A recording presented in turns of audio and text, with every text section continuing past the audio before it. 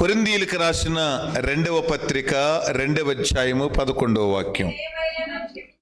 సరే, నేనేమైనను క్షమించి ఉంటే సాతాను మనలను మోసపరచకుండునట్లు బాగా వినండి, మీ నిమిత్తము క్రీస్తు సముఖమునందు క్షమించి ఉన్నాను.